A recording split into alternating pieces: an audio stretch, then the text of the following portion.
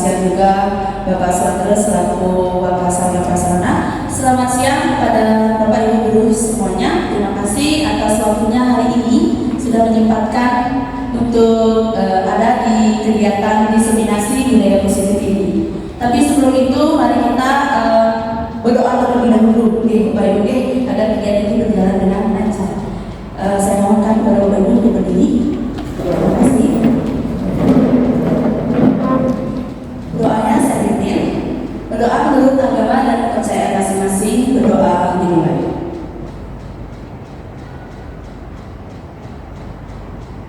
Selesai. Saya persilakan untuk duduk kembali.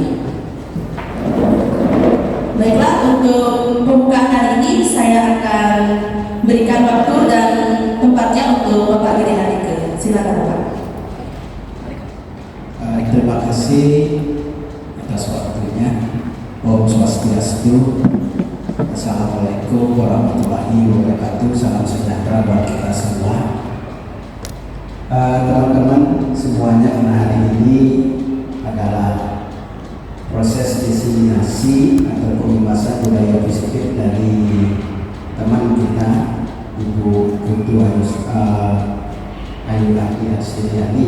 Jadi dia andari Pak kan? Ya. Pembahasan atau diseminasi ini merupakan bagian dari proses Ibu Ayu tadi dalam melengkapi tugasnya sebagai calon guru pemula. Sekaligus ini merupakan bagian dari proses pembahasan budaya positif untuk kita semuanya. Dengan harapan nantinya bahwa pembahasan budaya positif ini akan memberikan dampak positif untuk proses pembelajaran anak-anak kita secara keseluruhan.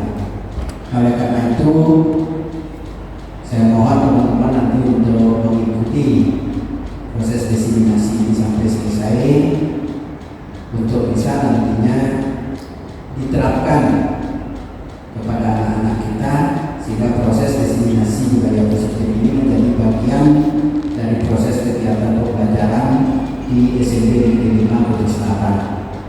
Saya tidak banyak memberikan arahan dari atas langsung atau warga bersama yang dewasa dengan mengucap Om Alumni Asku Nama Sidang.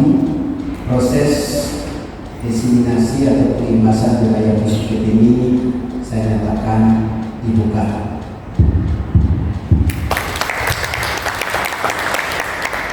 Demikian yang bisa saya sampaikan. Saya akhiri dengan para peserta. Om Santi Santi Santi Om. Assalamualaikum warahmatullahi wabarakatuh. Salam sejahtera bagi kita semua. Untuk selanjutnya saya serahkan sepenuhnya kepada Ibu Ayu untuk melakukan proses diseminasi. Terima kasih. Baik, terima kasih Pak Gede atas waktunya untuk membuka diseminasi tentang budaya positif ini. Baik Bapak Ibu, mari kita mulai diseminasi budaya positif hari ini. Yang mohon untuk perhatian ya Bapak Ibu semuanya. Di sini saya akan menyimaskan atau mendiseminasi tentang budaya positif. Jadi ini yang mendapatkan dari pembelajaran saya di modul 1.4 tentang budaya positif pada pendidikan guru penggerak angkatan 9. Baik, sebelum itu di sini ada beberapa pertanyaan Bapak Ibu. Apa itu budaya positif? Mungkin Bapak Ibu ada yang tahu itu apa budaya positif?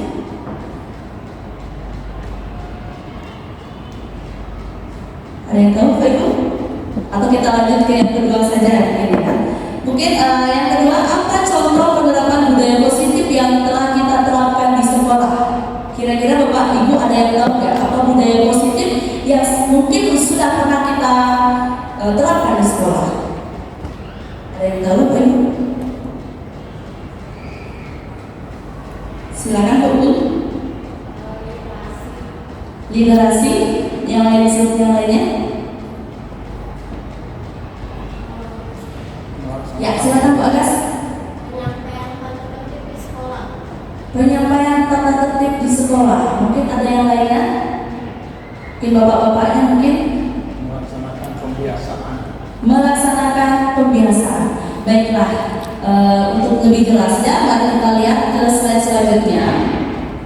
Budaya positif itu adalah nilai-nilai atau keyakinan-keyakinan dan kebiasaan-kebiasaan di sekolah yang berpihak pada murid agar murid dapat berkembang menjadi pribadi yang kritis, penuh hormat dan bertanggung jawab. Jadi nilai budaya positif itu adalah nilai-nilai yang selama ini telah kita ajarkan ke anak-anak kita, keyakinan-keyakinan, kebiasaan-kebiasaan yang kita pernah lakukan di sekolah atau kita terapkan di sekolah. Selanjutnya, konsep inti budaya positif adalah perubahan paradigma belajar. Yang kedua, disiplin positif. Yang ketiga, nilai-nilai kebajikan. Yang keempat, kebutuhan dasar manusia. Yang kelima, motivasi perilaku manusia. Yang keenam, posisi kontrol guru. Yang ketujuh, keyakinan kelas. Dan yang terakhir adalah segitiga institusi. Perubahan paradigma. Untuk membangun budaya yang positif, sekolah perlu menyediakan lingkungan yang positif, aman dan nyaman agar murid mampu berpikir, bertindak, dan bercita dengan merdeka, mandiri dan juga bertanggung jawab. Lazimnya, disiplin dikaitkan dengan kontrol.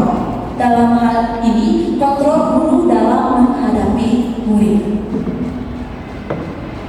Nah, di sini ada arahan sedikit Bapak Ibu ya, mungkin bisa Ibu coba, Bapak Ibu coba ya. Anda dan teman Anda akan melakukan kegiatan cobalah buka. Tugas Anda adalah menempatkan salah satu tangan Anda. Boleh dicoba ya Bapak Ibu ya. Kemudian coba Anda bayangkan bahwa Anda menyimpan sesuatu yang sangat berharga di dalam kepala tangan Anda. Anda perlu menjaga benda tersebut sekuat tenaga Anda, karena begitu pentingnya untuk kehidupan Anda. Tugas rekan Anda adalah mencoba dengan segala cara untuk membuka kepala tangan Anda. Teman Anda boleh membujuk, menghardik, menggoda, bahkan menawari Anda dengan uang agar Anda bersedia membuka kepala tangan Anda. Cobalah lakukan kegiatan cobalah buka di atas dengan teman kerja Anda secara bergantian. Masing-masing akan memiliki waktu 1 menit saja. Sesudah itu diskusikan kegiatan ini dan coba jawab pertanyaan-pertanyaan di bawah ini secara mandiri dan diskusikan kembali dengan rekan Anda. Bandingkan jawaban Anda, apakah berbeda atau sama? Bila berbeda, kira-kira mengapa? Coba. Oke, selanjutnya di sini ada 3 pertanyaan. Kira-kira apakah Anda akan membuka kepala tangan Anda dengan bujukan, godaan atau paksaan teman Anda? Bagaimana Bapak Ibu? Kira-kira Bapak Ibu akan membuka nggak kepala tangannya dengan bujukan, dengan godaan, dengan paksaan dan teman Anda? Kalau iya, mengapa? Ada yang mungkin Bapak Ibu yang mau jawab?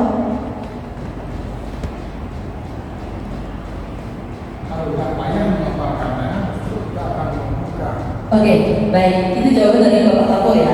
Untuk yang kedua, apakah Anda akan bertahan dan menolak membuka kepala tangan sampai sekuat tenaga? Mengapa? Adakah mungkin yang melakukan ini? Pasti ada ya Bapak Ibu ya. Kemudian yang ketiga, dalam kegiatan ini sesungguhnya siapa yang memegang kendali atau kontrol untuk membuka atau menutup kepala tangan? Diri sendiri. Baiklah, kita lanjut dulu ya. Oke, menurut Ki Hajar Dewantara bahwa tujuan pendidikan yaitu menuntut segala kodrat yang ada pada anak-anak agar mereka dapat mencapai kebahagiaan dan keselamatan setinggi-tingginya, baik sebagai manusia maupun sebagai anggota masyarakat. Oleh sebab itu, pendidik itu hanya dapat menuntut tumbuh atau hidupnya kekuatan kodrat yang ada pada anak-anak agar dapat memperbaiki lakunya, bukan dasarnya hidup dan tumbuhnya kekuatan kodrat anak. Nah, dari cobalah tadi ya, kepala tangan tadi, di sini kita diberikan gambaran sedikit Bapak Ibu ya. Kita sendiri adalah pemegang atas kepala tangan kita. Ya, apakah kita membuka ataukah akan menutup kepala tangan kita?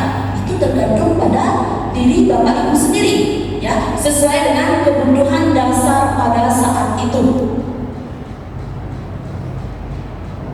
Pembelajaran dengan paradigma baru. Pembelajaran dengan paradigma baru merupakan pembelajaran yang dirancang berdasarkan prinsip pembelajaran berdiferensiasi, sehingga para peserta didik belajar sesuai kebutuhannya berdasarkan tahap perkembangannya sesuai teori psikologi modern yang berorientasi pada penguatan kompetensi dan pengembangan karakter yang sesuai dengan dimensi profil belajar Pancasila. Miskonsepsi teori kontrol ada 4. Yang pertama, ilusi guru mengontrol murid. Yang kedua, ilusi bahwa semua penguatan positif, efektif, dan bermanfaat. Yang ketiga, ilusi bahwa kritik dan membuat orang merasa bersalah dapat menguatkan karakter. Yang keempat, ilusi bahwa orang dewasa memiliki hak untuk memaksa. Penjelasannya, ilusi guru mengontrol murid. Pada dasarnya kita tidak dapat memaksa murid untuk berbuat sesuatu jika murid itu memilih untuk tidak melakukannya. Walaupun tampaknya guru sedang mengontrol perilaku murid, hal demikian terjadi karena murid sedang mengizinkan dirinya untuk dikontrol. Kedua, ilusi bahwa semua penguatan positif, efektif, dan bermanfaat. Penguatan positif atau rujukan adalah bentuk-bentuk kontrol. Segala usaha untuk mempengaruhi murid agar mengulangi suatu perilaku tertentu adalah suatu usaha untuk mengontrol murid tersebut. Yang ketiga, ilusi bahwa kritik dan membuat orang merasa bersalah dapat menguatkan karakter. Di sini menggunakan kritik dan rasa bersalah untuk mengontrol murid menuju pada identitas gagal. Mereka belajar untuk merasa buruk tentang diri mereka. Yang terakhir, ilusi bahwa orang dewasa memiliki hak untuk memaksa. Banyak orang dewasa yang percaya bahwa mereka memiliki tanggung jawab untuk membuat murid-murid berbuat hal-hal tertentu.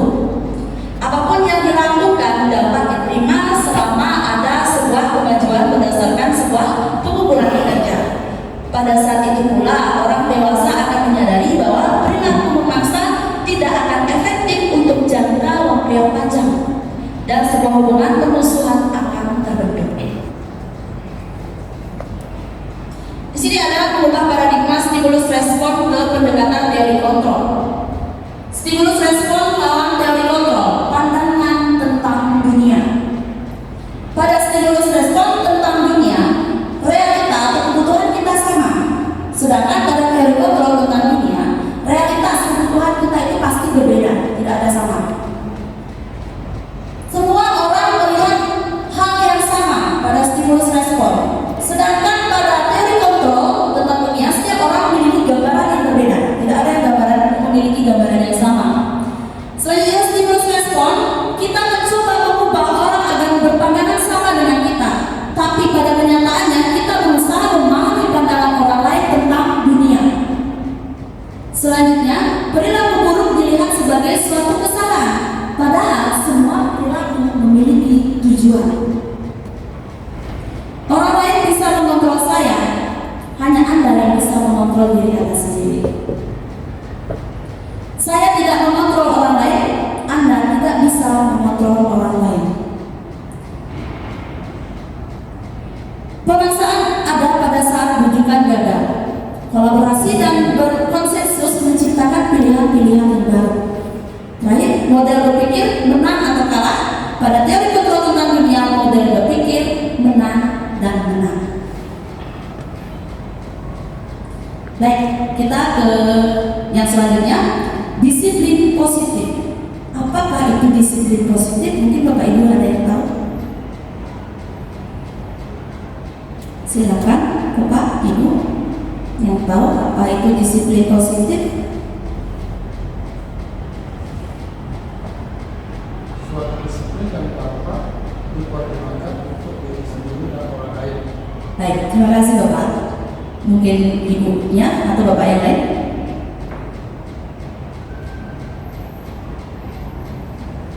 Baiklah, saya lanjut bapak ya.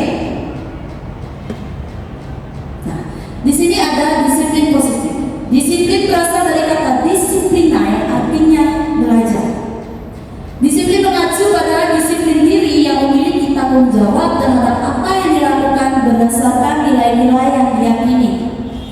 Disiplin positif merupakan salah satu cara penerapan disiplin yang bertujuan untuk menumbuhkan kesadaran serta memperdayakan peserta didik tanpa imbalan, tanpa penghargaan, tanpa ancaman ataupun tanpa hukuman. Sebagai pendidik, tujuan kita adalah menciptakan peserta didik yang memiliki disiplin diri sehingga mereka berperilaku mengacu kepada nilai-nilai kebajikan universal dan memiliki motivasi intrinsik dan memiliki dalam perubahan perilaku ke arah yang lebih baik. Jadi lebih kepada motivasi intrinsik, motivasi yang ada pada dalam dirinya sendiri. Oke, di sini ada nilai-nilai kebajikan, nilai yang disepakati bersama, lepas dari suku bangsa, agama, bahasa maupun latar belakangnya. Di sana sudah ada contoh dari nilai kebajikan. Yang pertama berdasarkan profil pelajar Pancasila, yaitu beriman, bertakwa kepada Tuhan Yang Maha Esa, berakhlak mulia, berkebinekaan global, gotong royong, mandiri, kreatif dan bernalar kritis. Kemudian dari IBO, Primary Years Program (PAP), toleransi, ada rasa hormat, integritas, mandiri, menghargai, antusias, empati, keingintahuan, kreativitas, kerjasama, percaya diri, dan komitmen. Pada keterampilan hidup atau life skill ada dapat dipercaya, lurus hati, pendengar yang aktif, tidak merendahkan orang lain, memberikan yang terbaik dari diri. Teori motivasi perilaku manusia ada 3. Yang pertama, untuk menghindari ketidaknyamanan atau hukuman. Ini merupakan motivasi eksternal. Kenapa dikatakan motivasi eksternal? Motivasi ini berada di luar dirinya sendiri. Ya, karena ada ketidaknyamanan atau hukuman di dalamnya. Yang kedua, untuk mendapatkan imbalan atau penghargaan dari orang lain. Ini juga termasuk motivasi eksternal. Yang terakhir, untuk menjadi orang yang mereka inginkan dan menghargai diri sendiri dengan nilai-nilai yang mereka percaya. Ini termasuk dalam motivasi internal atau motivasi yang berada yang muncul dari dalam dirinya sendiri. Dengan ini merupakan tujuan dari disiplin positif. Oke, ini penjelasannya Bapak Ibu sedikit. Menghindari ketidaknyamanan atau hukuman. Ini adalah tingkat terendah dari motivasi. Mengapa demikian? Karena biasanya orang yang memotivasi perilakunya ini untuk menghindari hukuman atau ketidaknyamanan akan bertanya, apakah yang akan terjadi apabila tidak melakukannya? Yang kedua, untuk mendapatkan imbalan atau penghargaan dari orang lain. Satu tingkat dari motivasi sebelumnya. Di sini orang berperilaku untuk mendapatkan imbalan atau penghargaan dari orang lain. Orang dengan motivasi ini akan bertanya, apakah yang saya dapatkan apabila saya melakukannya? Baik.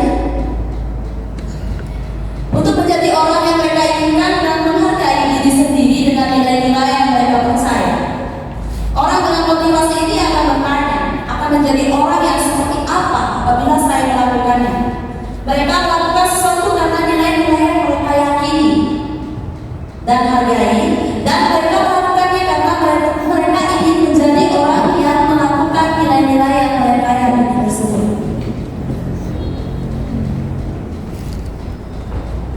Baiklah, ini ada perbedaan dari hukuman, konsekuensi, dan juga restitusi. Hukuman itu sifatnya tidak terencana atau tiba-tiba. Murid tidak tahu apa yang akan terjadi atau tidak dilibatkan. Bersifat satu arah, berupa hukuman fisik atau psikis. Kalau konsekuensi, ciri-cirinya berencana atau disepakati sesuai aturan. Murid tetap dibuat tidak nyaman, sikap buruk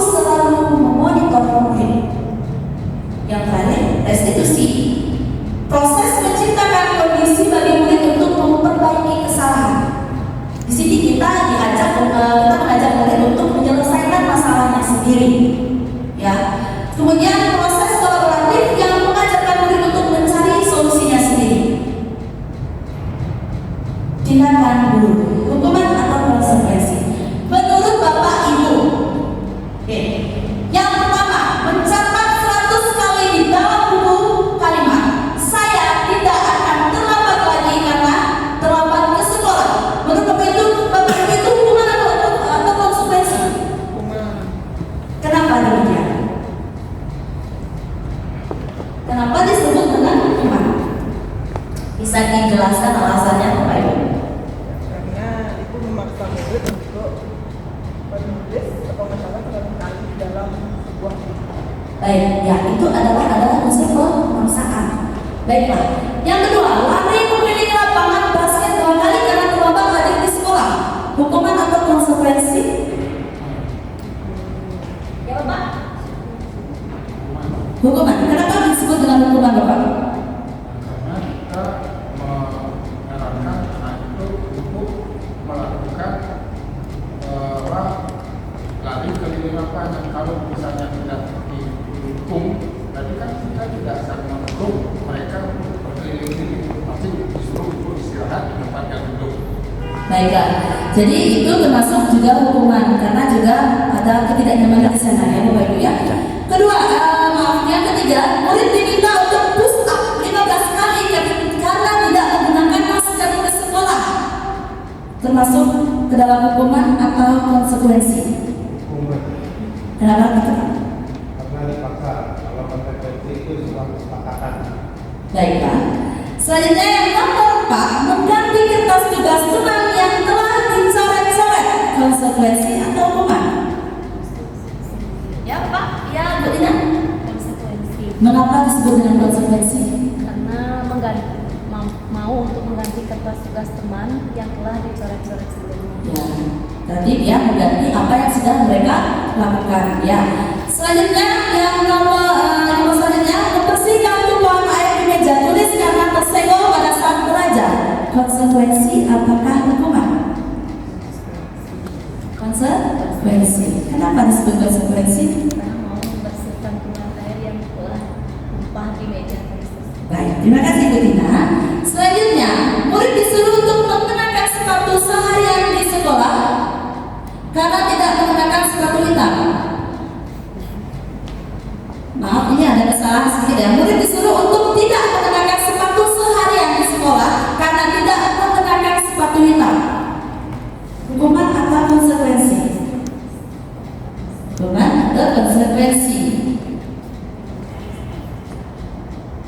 Bapak Ibu yang lain mungkin?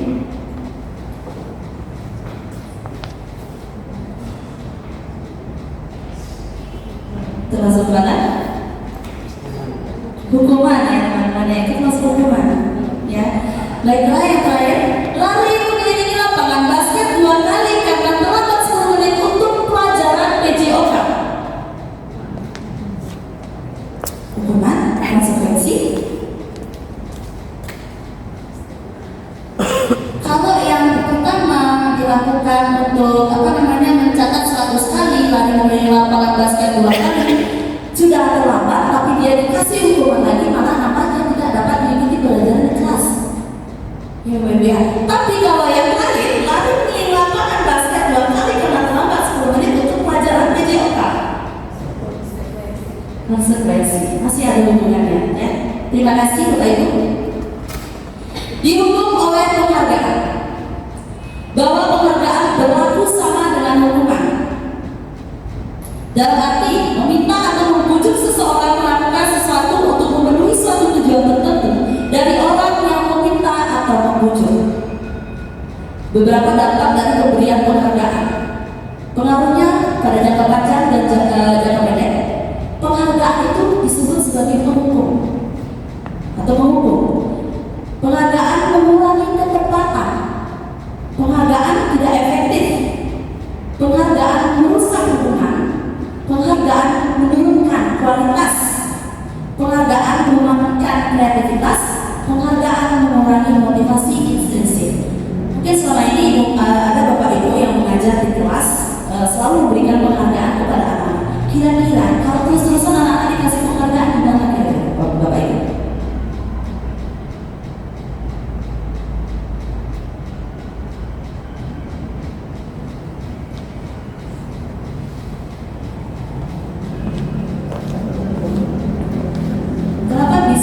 dalam berdasarkan hukum.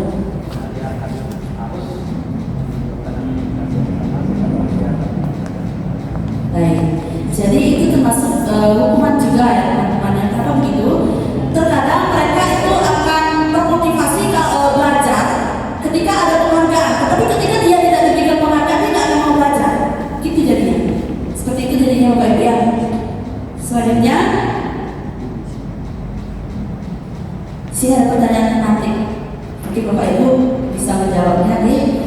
Setuju atau tidak setuju hukuman dapat mendisiplinkan anak? Bagaimana Bapak Ibu? Hukuman apakah akan dapat mendisiplinkan anak? Setuju atau tidak setuju? Mengapa Bapak mengatakan setuju? Silakan dijawab Bapak. Karena tanpa hukuman anak-anak disiplinnya berat. Baik, mungkin Bapak Ibu yang lainnya mau menjawab. Mungkin ada pendapat yang berbeda. Mungkin ada yang tidak setuju.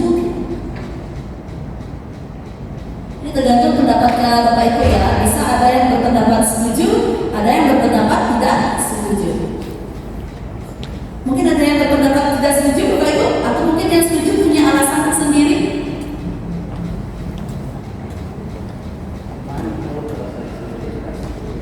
Ya, kalau ya silakan disikat.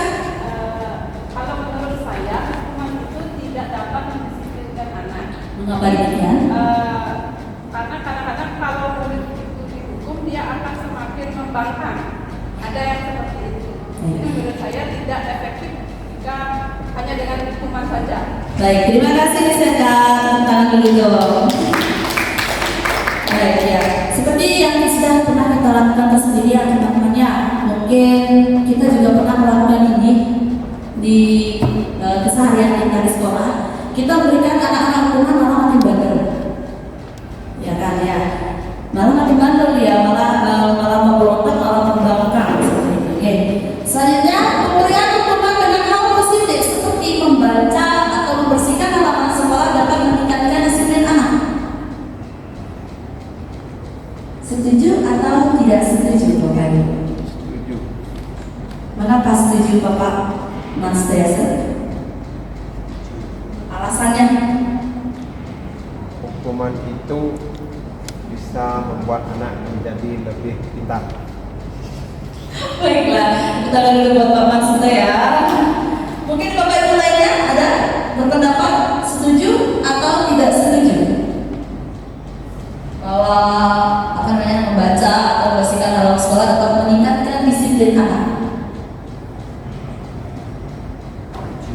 Ya silakan Bu.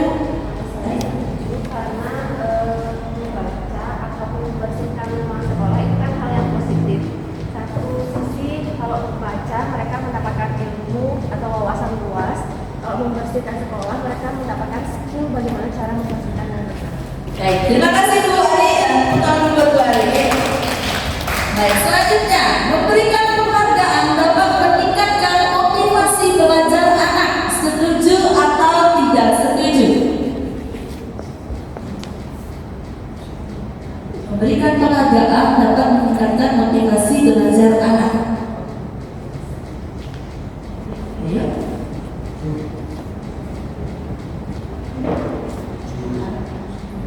Setuju? Alasannya apa Bapak setujunya?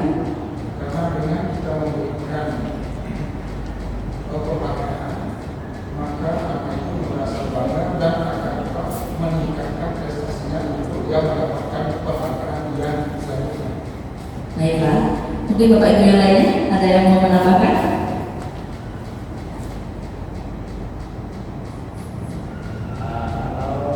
Ya, silakan tadi.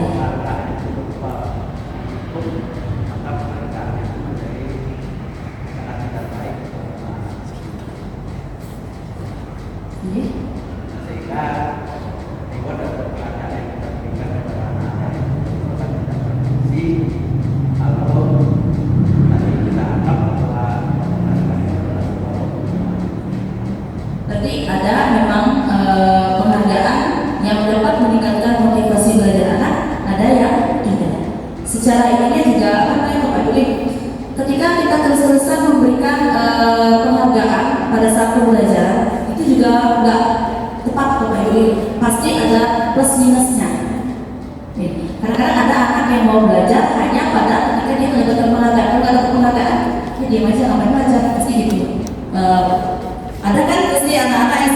Oke. Kreativitasnya juga otomatis akan berkurang.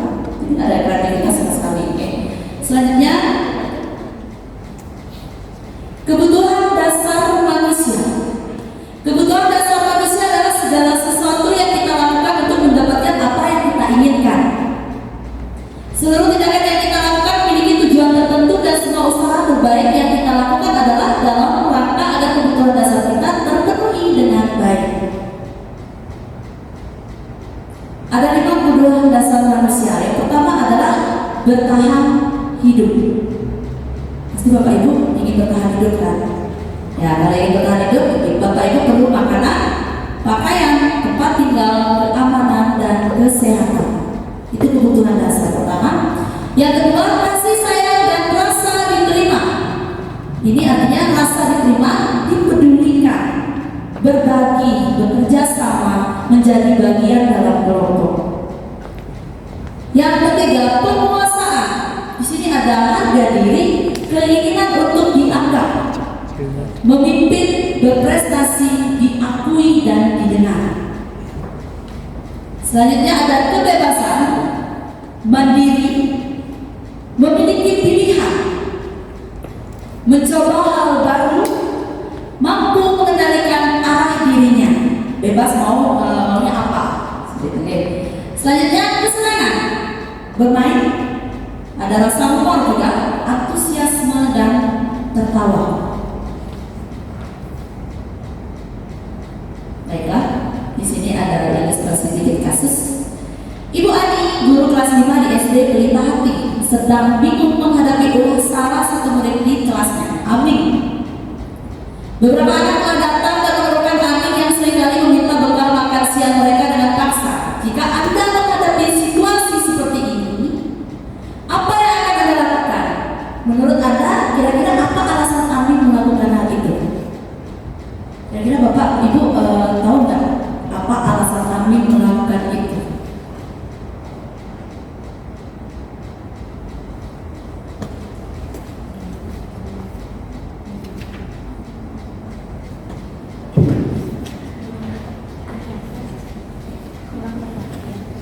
Ya, kurang perhatian, mencari perhatian ya. Mungkin yang lainnya ada, mungkin mendapatkan beda.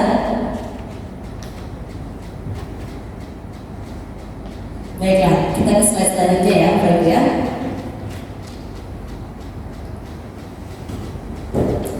Dalam konteks penerapan disiplin positif, Ibu Ani sebaiknya mencari tahu dulu alasannya apa ya. Kenapa Amin melakukan tindakan tersebut agar mengetahui kebutuhan mana yang sebenarnya sedang berusaha dipenuhi oleh si Amin.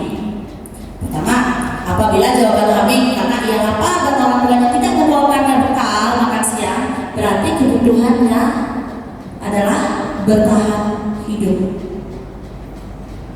Jika jawaban Amin karena ia senang temannya jadi memperhatikan dia, berarti kebutuhannya adalah cinta dan kasih sayang. Ketiga, apabila jawaban Amin adalah dia merasa hebat karena temannya jadi takut dan menuruti keinginannya, berarti kebutuhannya adalah penguasaan, pengakuan atas kemampuan yang dia miliki. Selanjutnya, apabila jawaban Amin karena dia merasa bosan dengan bekal yang dibawakan ibunya karena selalu membawakan bekal yang sama, berarti kebutuhannya adalah kebebasan. Keinginan dia bebas untuk memilih makanan apa yang diinginkan. Terakhir, apabila jawaban Amin adalah karena iseng saja dan dia menikmati ekspresi wajah temannya yang kesal karena diambil makanannya, berarti itu adalah kebutuhan kesenangan. Jadi ada 5 kemungkinan, Bapak Ibu ya. Selanjutnya, dunia berkualitas. Dunia berkualitas Anda adalah tempat khusus dalam pikiran Anda, tempat Anda menyimpan gambaran representasi dari semua yang Anda inginkan. Bisa berisi orang-orang, hal-hal, dan apa saja yang terbaik dalam hidup Anda, dan membuat Anda merasa bahagia dan terpenuhi kebutuhan dasar Anda. Kebutuhan dasar bersifat lebih umum dan universal, sedangkan dunia berkualitas lebih unik dan personal. Berarti tadi kebutuhan dasar manusia itu bersifat lebih umum dan universal, teman-teman. Sedangkan dunia berkualitas itu lebih unik dan personal. ada beberapa pertanyaan yang mungkin Bapak Ibu ingin tahu dunia berkualitasnya seperti apa. Untuk membantu Anda jawab pertanyaan-pertanyaan di bawah ini. Boleh saya tanya satu-satu ya Bapak Ibu? Yang pertama, siapakah orang yang paling penting dalam hidup Anda? Ada yang mau coba menjawab? Orang tua, oke. Kedua, nilai-nilai kebajikan apa yang terpenting dalam hidup Anda?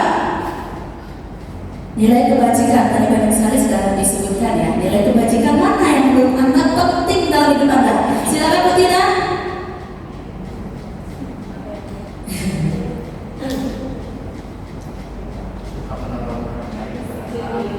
Disiplin, baiklah, disiplin. Yang ketiga, kalau Anda menjadi orang yang ideal, karakter atau sifat apa yang Anda paling inginkan pada diri Anda? Silakan ngomong. Perfeksionis, baiklah. Selanjutnya, apa pencapaian Anda yang Anda sangat banggakan? Tidak boleh jawab. Silakan.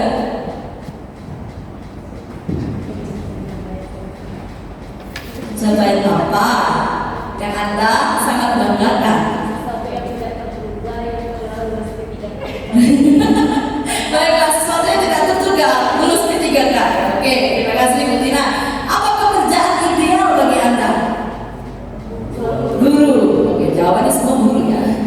Oke, selanjutnya ceritakan bagaimana perjalanan hidup Anda di mana Anda merasa itulah titik puncak hidup Anda. Di mana titik puncak hidupnya Bapak Ibu? Oh, belum sampai, berarti belum ada titik puncak ya. Baiklah. Selanjutnya, apa yang paling bermakna dalam hidup Anda? Kira-kira apa yang paling bermakna dalam hidup Bapak Ibu?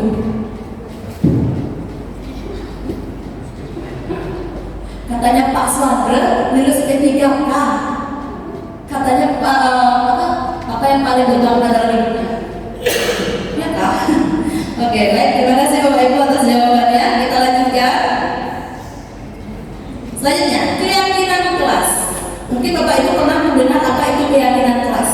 Kira-kira apa itu keyakinan kelas Bapak Ibu? Novi mau menjawab? Motivasi. Yang lainnya? Baiklah. Ya, Bu Yuli mau jawab? Kesepakatan yang dibuat. Baiklah, selanjutnya ada lagi? Oke, ini penjelasannya Bapak Ibu ya. Keyakinan kelas adalah nilai-nilai kebajikan atau prinsip-prinsip universal yang disepakati bersama secara universal lepas dari latar belakang, suku, ras, agama, bahasa, negara, dan lain sebagainya, akan lebih bersemangat untuk menjalankan keyakinannya daripada hanya sekedar mengikuti serangkaian peraturan.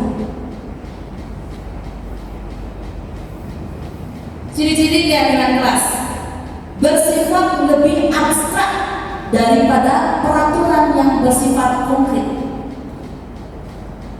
Kedua, keyakinan kelas berupa pernyataan universal yang dibuat dalam bentuk kalimat positif. Yang ketiga, keyakinan kelas tidak dibuat dalam jumlah banyak sehingga mudah diingat dan dipahami oleh semua warga kelas. Langkah-langkah membuat keyakinan kelas. Pertama, guru meminta semua murid di kelas untuk menuliskan apa saja aturan yang perlu disepakati bersama di kelas. Yang kedua, semua usulan dari murid ditulis pada papan tulis. Yang ketiga, kalimat-kalimat yang sudah disepakati menjadi keyakinan kelas diubah menjadi kalimat positif. Fungsinya adalah guru perlu membuat keyakinan kelas, sebuah keyakinan yang dibuat bersama semua anggota kelas yaitu guru dan murid.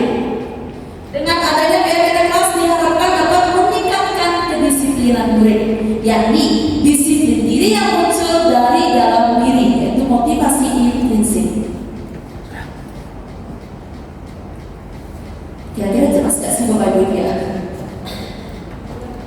Kurang ya? Baiklah. Di Bapak Ibu bisa memberikan saya contoh satu tidak yang termasuk ke dalam peraturan dan satu yang termasuk ke dalam keyakinan kelas.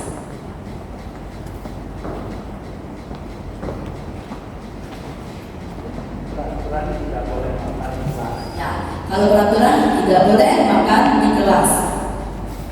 Kata tidak boleh itu tidak boleh diisi atau dibuat pada keyakinan kelas. Karena keyakinan kelas itu harus bersifat positif, Bapak Ibu ya. Saling menghargai antar teman sekelas itu termasuk ke dalam keyakinan karena kalimatnya positif. Seperti itu, Bapak Ibu. Jadi itu gambarannya tentang peraturan dengan keyakinan kelas. Selanjutnya, 5 posisi kontrol dulu. Kita nonton video dulu Bapak ya, sama Ibu ya. Dalam penerapan disiplin positif restitusi, salah satu program yang dikembangkan adalah 5 posisi kontrol. 5 posisi kontrol dalam restitusi adalah proses perjalanan seorang pendidik agar dapat mengenali dirinya. Pada video kali ini, kita akan membahas tentang 5 posisi kontrol yang dikembangkan oleh Diane Dawson dan contoh penerapannya.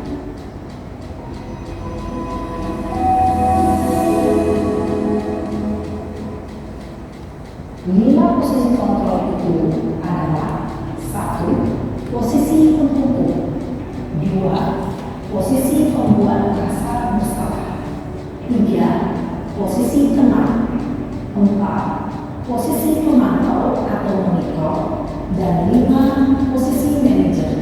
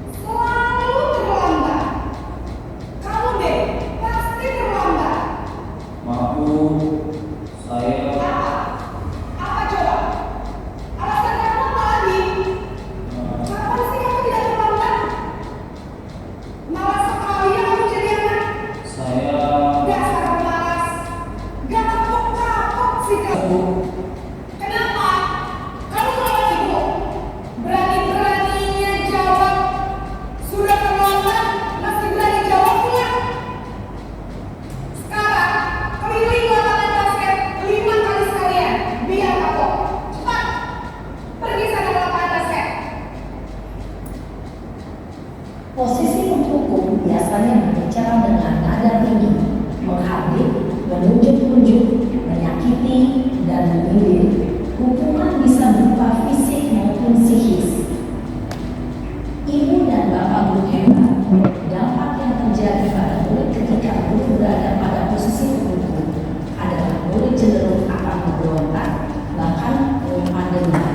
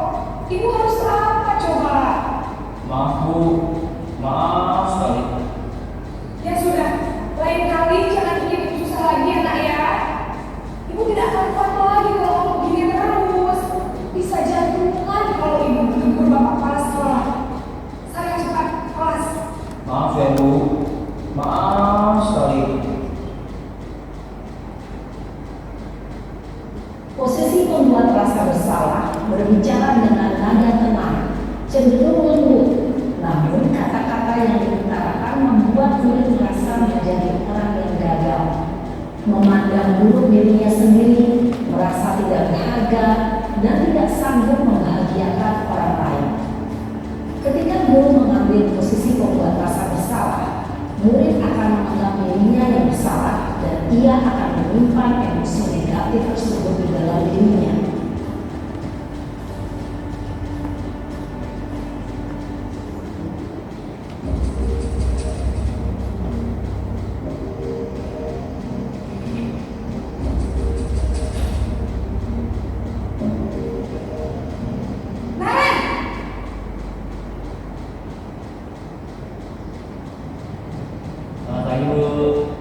Wah, sudah jam berapa ini, Nak? Terlambat lagi ya, sayang? Iya Bu, habis ibu saya lupa bangunkan saya Bu. Kamu malah menyalahkan ibu kamu. Kamu bukannya anak yang paling kencang. Kok terlambat sih? Iya Bu, saya memang terlambat bangun tadi. Jadi biarpun saya kencang, tetap gak kencang Bu. Ya sudah sana. Nanti lain kali larinya lebih kencang lagi ya. Biar gak terlambat lagi. Bikin seneng ibu demi ibu.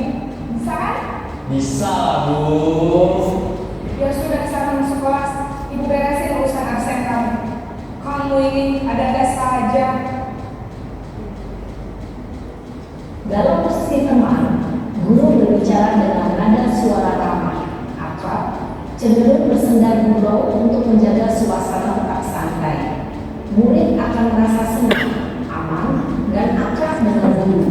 Identitas yang mencipta adalah identitas sukses atau berhasil.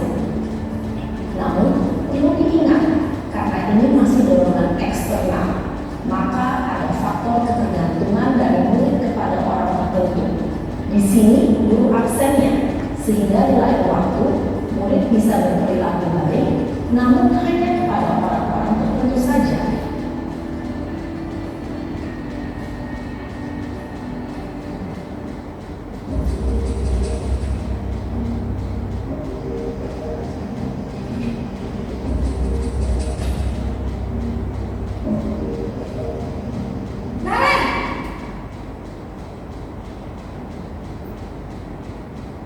Selamat pagi Bu. Naren, apa peraturan sekolah kita tentang jam berapa kita harus masuk sekolah, Nak? Kita harus di sekolah jam 7 Bu. Iya betul, sekarang sudah jam 7.20. Naren sudah tahu konsekuensinya jika terlambat hadir. Paham Bu. Saya harus tinggal kelas pas jam istirahat selama 20 menit. Iya benar, konsekuensinya demikian.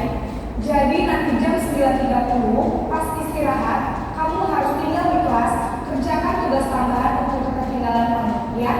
Baik Bu.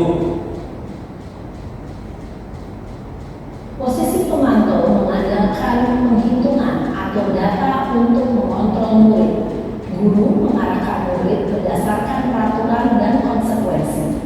Seorang pemantau menunjukkan bahasa tubuh dan ekspresi wajah yang datar dan cenderung formal.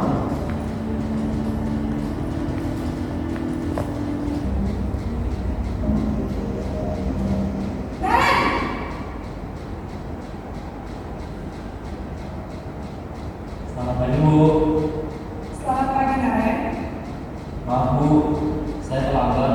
Iya, sekolah masuknya jam 7, sekarang sudah jam 7.20. Jadi sekarang bagaimana ini, Naren? Maaf Bu, saya lupa setel alarm saya semalam. Baiklah, menurut kamu, keyakinan sekolah yang mana yang perlu kamu tingkatkan? Menghargai diri sendiri dan orang lain mungkin ya Bu. Setuju. Jadi, apakah Naren meyakini prinsip saling menghormati tersebut? Iya Bu, saya meyakininya. Apakah Naren bersedia memperbaiki masalah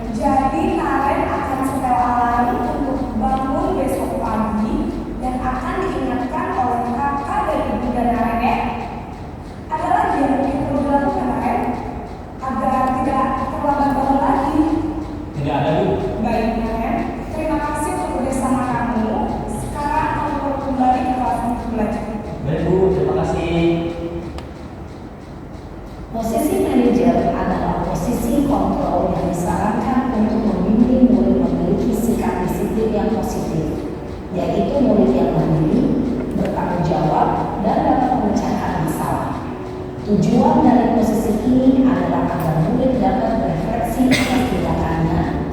Guru akan terus memberikan pertanyaan-pertanyaan bermakna sehingga membuat murid dapat belajar dari kesalahannya dan mencari sebuah solusi untuk menyelesaikannya.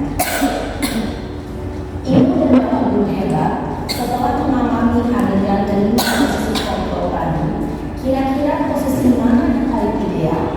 Posisi mana yang dapat menunjang motivasi intensif murid? Ya, tentu posisi menunjang. Posisi ini memang posisi ideal dan ini ditunjuk setiap murid. Pada posisi kedua, guru dapat menerapkan disiplin positif yang berpihak pada murid, yang memerdekakan murid. Perjalanan seorang pendidik tentunya tidak mudah untuk sampai pada posisi seorang manajer. Namun, tujuan kita pasti, yaitu menciptakan murid-murid yang mandiri, merdeka, dan bertanggung jawab. Semoga penggambaran 5 posisi kontrol yang telah diperlihatkan ini dapat menjadi ajang refleksi bagi kita semua, agar dapat terus mengasah dan menerapkan disiplin positif yang memerdekakan murid. Mari terus berlatih dan bersemangat. Selamat menerapkan. Salam dan bahagia Ibu dan Bapak Guru hebat.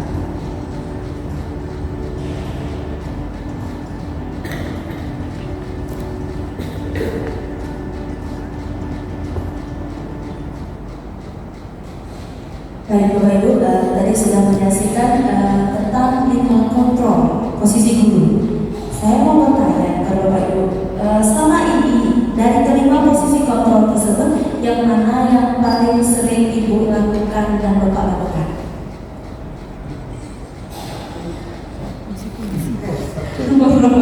Nomor 1, adakah Bapak Ibu yang mungkin sebagai teman ada, sebagai pemantau, atau mungkin yang terakhir sebagai manajer?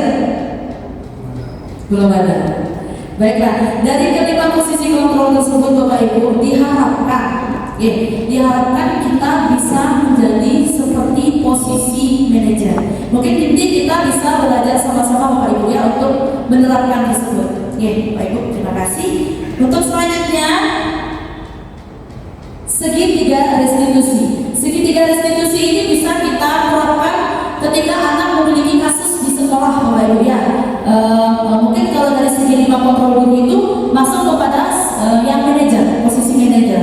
Di sini sedikit ada video yang telah saya lakukan ilustrasinya bersama murid saya kemarin sebagai tugas demonstrasi konten sekolah saya. Bisa dilihat Bapak Ibu ya, mohon maaf kalau ada sedikit kesalahan. Ini saya juga baru belajar. Silakan masuk.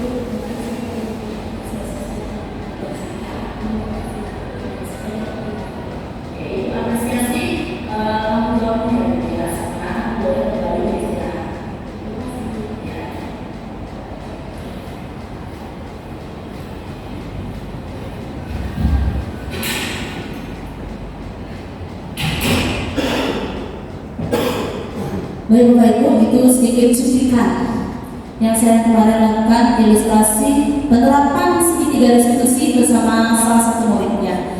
Di sini pengertian dari segitiga restitusi itu sendiri adalah proses untuk menciptakan kondisi bagi murid untuk memperbaiki kesalahan mereka.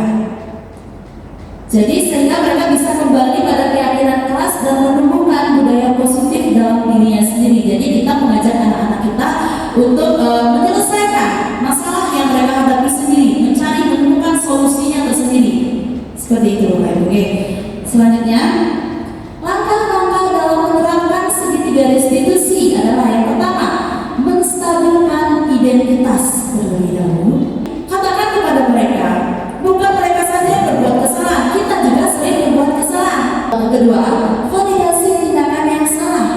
Jadi pada setiap tindakan yang mereka lakukan pasti ada alasan yang tersendiri.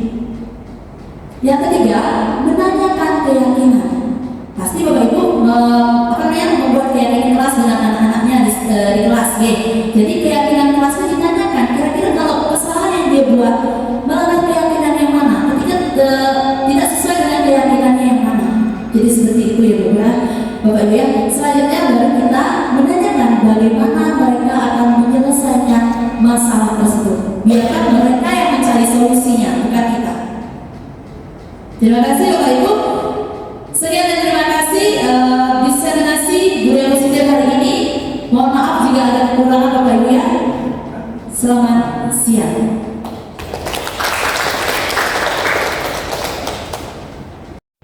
Selamat siang Pak Surya. Apa kabar hari ini? Baik. Baiklah, saya ingin mewawancarai Bapak mengenai diseminasi budaya positif yang kemarin saya paparkan waktu diseminasi budaya positif.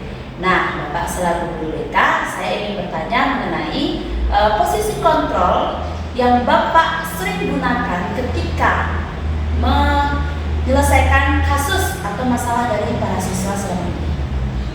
Baik, Bu Ayu. Dari pemaparan yang sudah dijelaskan oleh Ibu Ayu kemarin, saya lebih condong melakukan posisi kontrol manajerial. Baik Pak Surya, kira-kira apa alasan Bapak menggunakan posisi kontrol manajerial ketika menyelesaikan kasus-kasus yang dilakukan oleh siswa?